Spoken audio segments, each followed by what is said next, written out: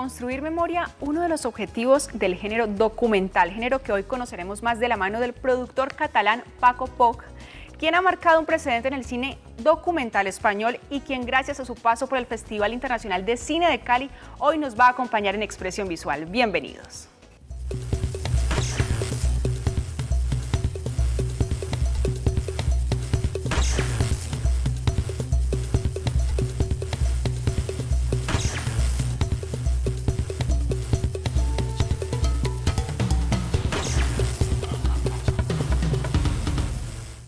Le doy la bienvenida el día de hoy a Expresión Visual al productor catalán Paco Poch. Bienvenido. Hola, a nuestro programa. Bien, gracias por recibirme.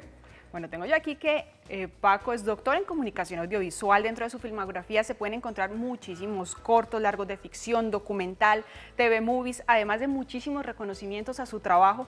Y claramente nos encanta que nos pueda acompañar el día de hoy en Expresión Visual. Está de paso por nuestro país, por nuestra ciudad, por este marco del Festival Internacional de Cine de Cali, y estamos complacidos que hoy podamos hablar en el programa del documental. Bueno, a mí me encantaría que hablemos precisamente y lo tengamos de protagonista porque hay muchos géneros narrativos, pero entre, digamos que los más frecuentes o los que más uno escucha es la ficción y el documental. Claro, y dentro de la ficción tienes comedia, tienes drama, tienes todo, y luego tienes el documental. Hay que intentar que el documental sea un género más, igual que la ficción, igual que dentro de la ficción, que no sea más pequeño, que la película tenga la misma dimensión, una película de documental que una película de ficción. Eso lo hemos, digamos, hablado con varios realizadores, porque a veces el género documental pareciera estar por ahí como en un ladito. ¿En qué momento Paco decide tomar la bandera del documental y decir, yo sí asumo, digamos, ese género me gusta, a pesar que esté un poquito más chiquito, yo lo voy a hacer grande? Poco a poco ha ido saliendo, y también por una cuestión de recursos narrativos.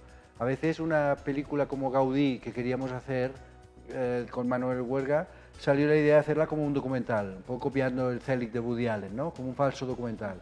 Entonces el recurso narrativo del falso documental, esta frontera entre documental y la ficción tan fina, se han ido mezclando muchas veces. Y ahí ha venido el que el documental ha ido creciendo en fuerza, pero siempre entendiéndolo como una película, como un proyecto de autor, en donde ya se plantea desde el principio. Si hiciéramos una película sobre Cali, pues yo igual vendría y preguntaría al equipo de la 14 si quieren hacer un papel saliendo en la letra. Hace lo mismo en tiempo real, pero se busca, ¿no? Entonces tengo películas como La leyenda del tiempo, que es una película de Isaac y la Cuesta, que ya estuvo en el festival, y Craven vs. Craven, que ya estuvieron en el festival hace unos años. Y estas películas, pues, es documental porque estamos paseando por las marismas de Cádiz, a la vida de Camarón, por ejemplo, de la isla, pero al mismo tiempo se están cogiendo personajes de la vida real de allí.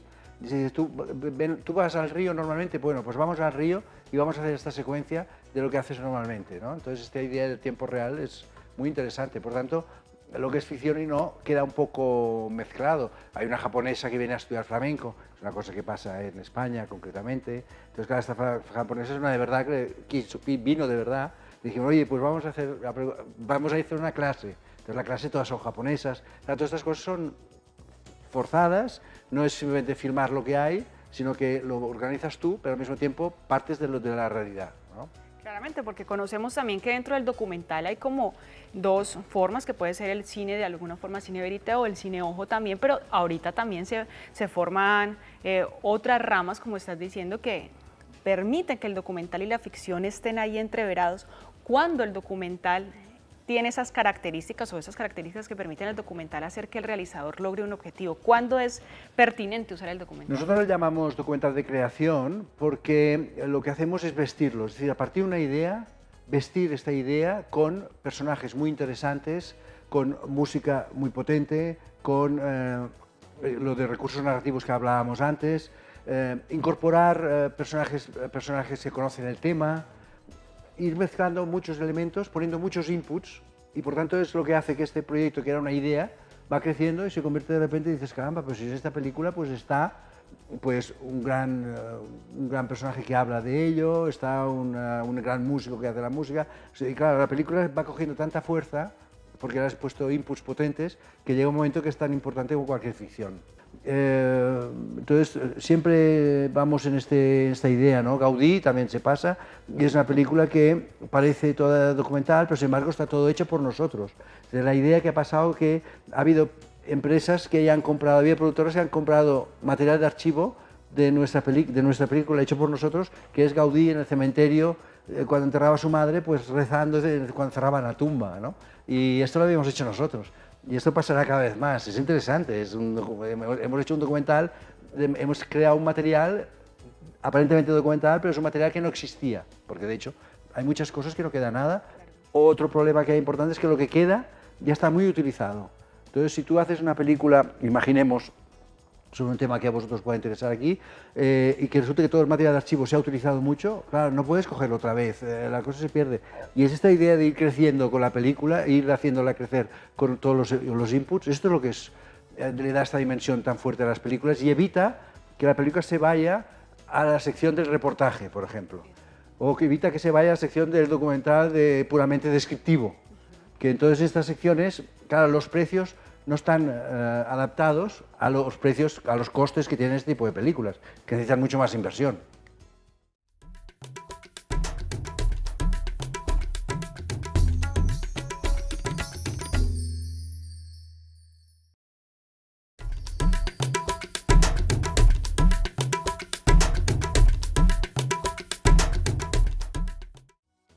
Bueno, hacer que el documental tenga su lugar tiene que ver también no solamente con ese contenido, sino y esas ganas que tienen los realizadores, los productores de ir metiendo un poco de más e ir cambiando de alguna manera esa estructura, sino también del mismo público. ¿Cómo se trabaja con ellos? ¿Cómo ha sido ese proceso, digamos, en el caso de España, de irle dando el lugar al documental que se merece y de ir construyendo espectadores que quieran consumir también documentales? Claro, esto del público es muy importante que preguntas, porque se gana a partir de que va cogiendo prestigio, premios. Y hay que reconocer que en las salas cinematográficas a veces les cuesta coger un documental, excepto cuando vas con un documental muy grande, como el caso de Wim Wenders con el fotógrafo Ribeiro Salgado, que era un documental muy grande, o el documental que se hizo sobre Mañana, que se llamaba Mañana, sobre tema ecológico, tema medio ambiente. Documentales muy grandes que entonces puede ser que el cine los coja con más interés, pero en realidad colocar documentales en los cines cuesta un poco. Entonces cuesta, igual que decíamos que al público también le pasa, decir, uy, es un documental, a veces le cuesta un poco, cada vez menos, cada vez menos. Es decir, se están dando ya fenómenos donde los documentales están ganando premios, el Festival de Locarno lo gana un documental, es decir, se está dando cada vez más esto, y sobre todo esta idea de mezclar más el documental con la ficción, están todo por ahí mezclados. Y se va ganando en imagen, en aceptación por parte del público. Eso va ganando. Pero así todo hay una dificultad en entrar, esto hay que tenerlo en cuenta. De la misma manera que cuando vas a una televisión y entonces dicen, pero esto es un documental, no, es una película. Bueno, pero parece un documental, lo vamos a llevar a la sección de documentales, pues vamos a pagar 3 veces menos, ¿sabes? Estas cosas pasan, ¿no? Pero bueno, poco a poco se va avanzando y el documental está cogiendo mucha personalidad porque a veces la ficción se vuelve un poco estándar, se estandariza un poco, tiene el mismo modelo, a veces falta la creatividad o el valor o la osadía para narrar con fuerza, ¿no? Como es un gran director que lo hace. Entonces, en documental la gente se lanza más. Y en la ficción a veces te quedas más en tengo que solucionar la secuencia de la cena y solucionar la secuencia de la cena. No me atrevo a hacer virguerías con la cámara y hacer un montaje especial. En cambio, con documental te atreves. Y esto es bueno, en el documental hay más investigación. Exactamente, eso por un lado, porque acá en Colombia tenemos una situación, ya sea documental o ficción, que nuestras películas tienen de alguna manera un tiempo récord, por así decirlo, un mínimo tiempo para estar en cartelera o que el público las apoye, o si no, salen, tienen un fin de semana para demostrar que pueden quedarse, sea el género que sea. Y ni siquiera la ficción ha logrado de pronto en muy pocas películas que se queden bastantes fines de semana. ¿Cómo lograrlo con el documental? ¿Cómo cambiar de pronto ese chip del público, de los espectadores, de decir que tal vez el documental lo podrían tildar de aburrido? Claro. Muchos dicen eso. Claro, la fórmula, eso que decías, es esta idea de vestir mucho el documental, realmente vestirlo, aportar mucho en él y que la pieza en sí tenga tanta fuerza que no puedes decir que es aburrido porque hay tantos elementos, pero se ha dado un caso muy importante en vuestro país, estupendo país, yo no conocía, es una maravilla, que, bueno, sí, supongo que será mucho más, que no la voy conociendo, pero tenemos a Luis Ospina con su película Todo comenzó por el fin, estuvo un año y pico en el cine en Bogotá, en aquel cine que es un cine que son 2 salas, una grande y una pequeña. Entonces, cuando pasa de la grande, porque ya no hay bastante público, ponen la película en la pequeña. Pues ha estado un año y pico, no todos los días, pero esto es muy buena idea, una gran fórmula. Y comenzó por el fin, es una película muy personal, es un documental, pero muy personal, aporta muchas cosas.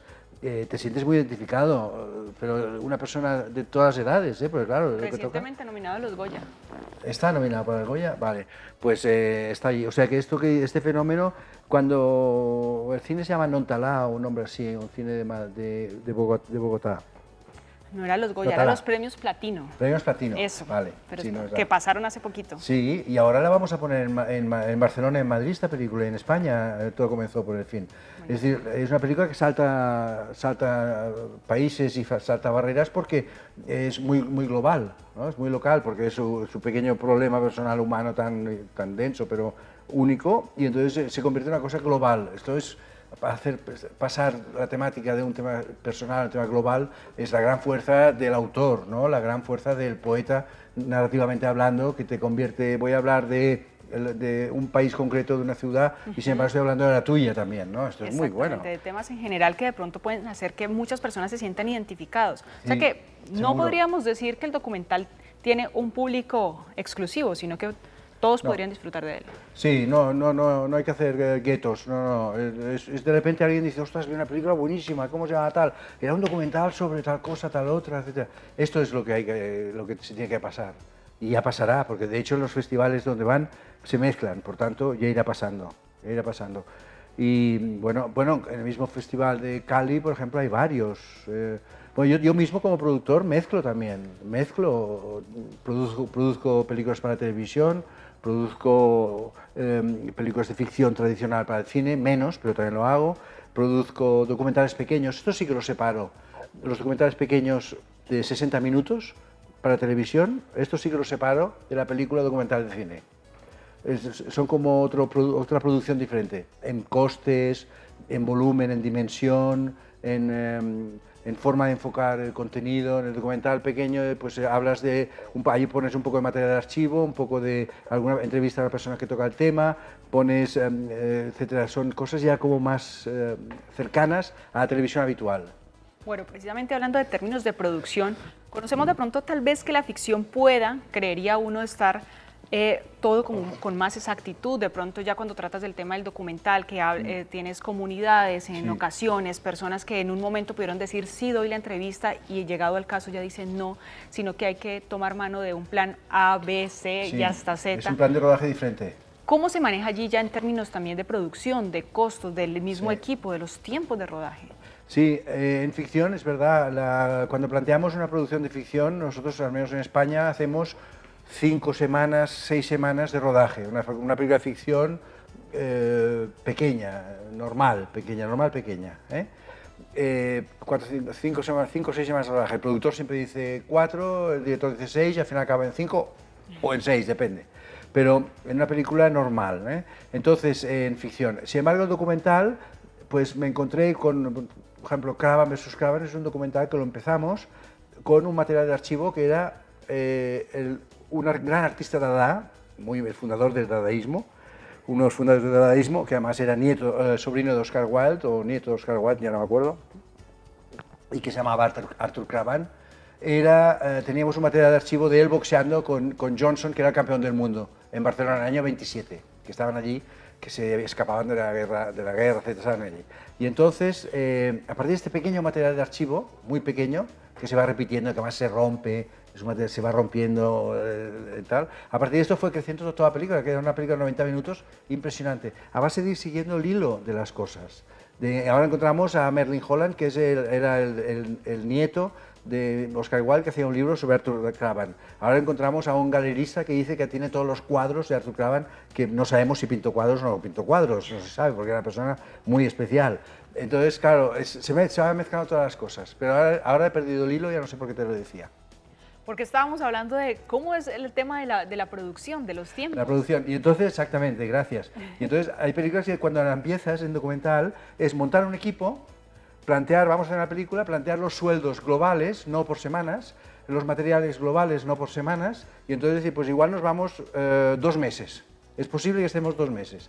Y entonces te vas con 2 coches grandes y con todo un equipo y alquilas un par de apartamentos y montas una estructura de base de funcionamiento que permita estar 10 semanas sin problema de si filmamos más o menos cada día.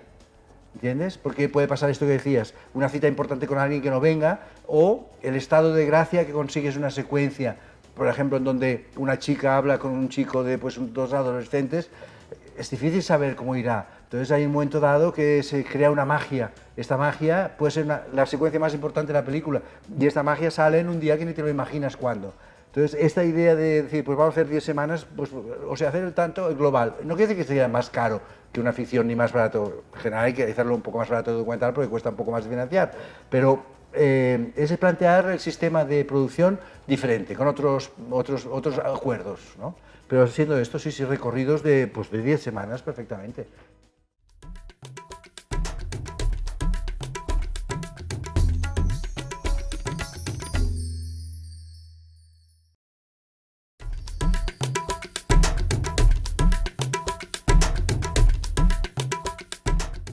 Bueno, hablamos que el público puede ser cualquiera para el documental.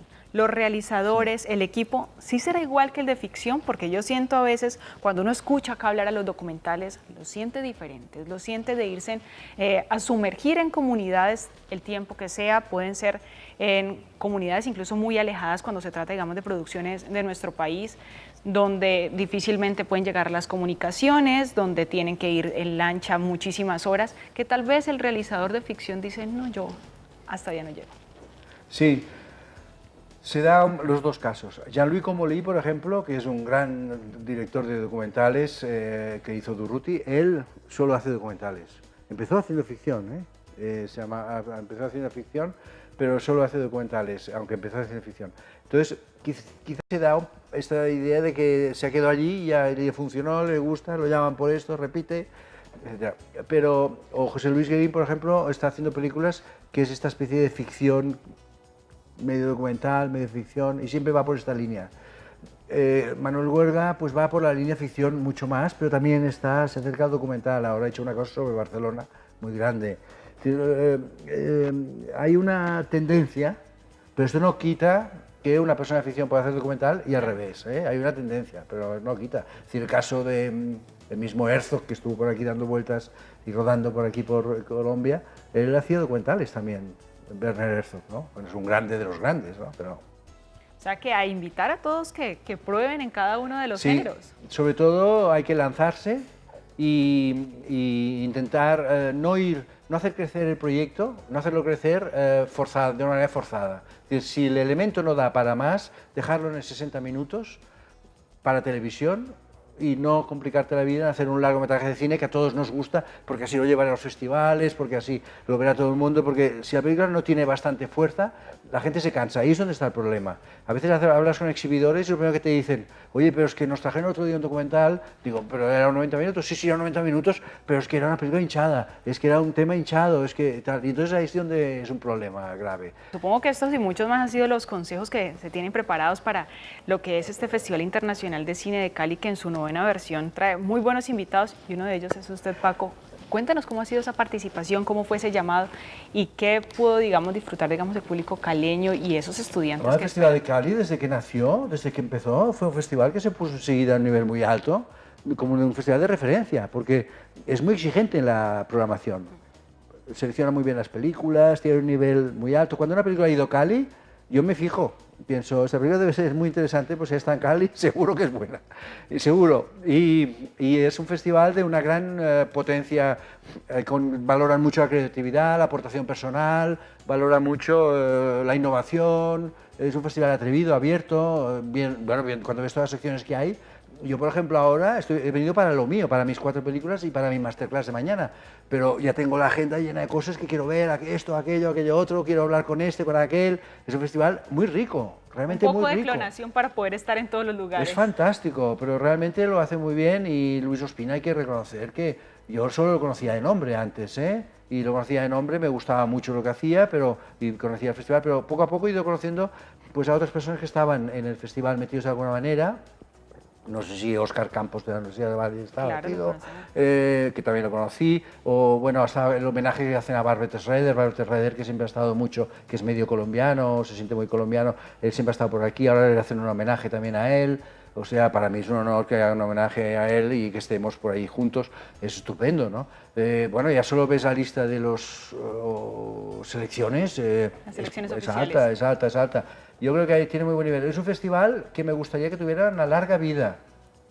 Por esto, porque es una referencia internacional, ¿eh? O sea, claro. Lo que pasa es que a veces es importante saberlo. Y es bueno para vosotros saberlo, y para mí también. Y que en esta ocasión viene a hacer masterclass también, a dictar una masterclass. Claro, la masterclass me la he preparado muy bien. Y entonces llevo una USB, que ahora voy a ensayarlo un poco. Llevo una USB, aquí tengo todo. Y tengo ¿cómo se llama? Anexos para gente que me pregunte, oye, ¿y cómo es el plan de marketing de una película? Por ejemplo, una película de festival, una película de documental, ¿qué plan de marketing le pones? Que es diferente del plan de marketing de la película de ficción a veces. Entonces, bueno, hablaremos de todas estas cosas, el plan de prensa, el sistema de organización, un poco todo esto. ¿Cuántas películas suyas se van a mostrar? Aquí 4. ¿Cuáles son? Son las que he hablado yo, Durruti, de Comolí, Gaudí de Huerga, Innisfree de José Luis Guerín y Cara Cremada de Lluís Galté. Este es nuevo, es Lluís Galté, y en realidad era La Sustancia o Cara Cremada, pero trajimos Cara Cremada porque, por ejemplo, esta es un ejemplo, lo de la línea muy delgada que te decía, es ficción, es el último maqui del Pirineo, el último resistente del Pirineo español, del Pirineo catalán, el último que había.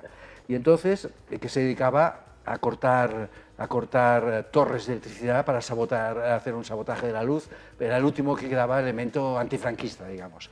Y entonces es un personaje en el bosque, todo el día él solo en el bosque. Entonces, claro, esta es una película que ha traído por el riesgo que hay. Es primera película de un chico que ha acabado la carrera en la universidad, yo tuve alumno, y primera película, es muy bresoniana, pues muy fina en el tacto, y la he traído como ejemplo para una persona que empiece, pero realmente que empiece, de que se puede atrever a hacer su propia obra. Luego está el tema de la continuidad, porque si la haces tan pura, tan difícil, etcétera, etcétera, luego puedes tener problemas de continuidad, pero hay que ver cómo, hay que planteárselo, ¿no? Pero en principio se valora la pureza creativa, se valora. Y claramente invitadísimo, Paco, a regresar. Ah, sí, no, eso seguro. Y luego lo que me gustaría a mí es que los productores colombianos, o futuros productores colombianos, vinieran a mi máster, que tengo en Barcelona, que lo empiezo el día 29 de enero, empezamos. Entonces en este máster explicamos cómo se hacen este tipo de películas. Bueno, hay películas para televisión pequeña, películas para televisión, películas de ficción, películas siempre de bajo presupuesto. Para nosotros, para Europa, el bajo presupuesto es menos del 1 millón de euros, para Europa, 800, etc. Entonces, incluye la promoción. Y este máster lo empezamos ahora el 29 de enero y me gustaría que vinieran todos los colombianos que quieran, yo encantado. Bueno, entonces, invitadísimos todos.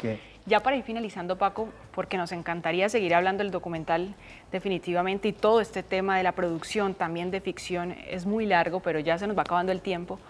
Una última cosa para decirle a nuestros realizadores colombianos, porque aquí tengo yo que Paco Poc está catalogado como el adicto a lo imposible, así que yo me imagino que un muy buen consejo tiene. Lo de definir muy bien la idea, de hacerla crecer muy bien tal como la sienten y coordinarse bien con todo el equipo.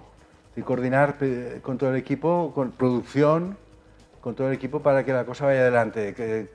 Querer mucho al equipo y producción entre ellas, claro. Y luego decirle al productor que venga a mi máster yo le daré los elementos para aprender más. Para que esa película tenga muy buenos espectadores y buen éxito claramente en las taquillas. Paco, muchísimas gracias por habernos acompañado en Expresión Visual. Vamos a estar entonces allí muy pendientes de lo que siga pasando. Invitadísimo siempre cuando esté en nuestra ciudad, aquí Expresión Visual, su casa. Gracias. Bueno, ustedes en sus casas ya lo saben. Si quieren participar en Expresión Visual me pueden escribir a jessica.blandon@canal14.tv. Chao.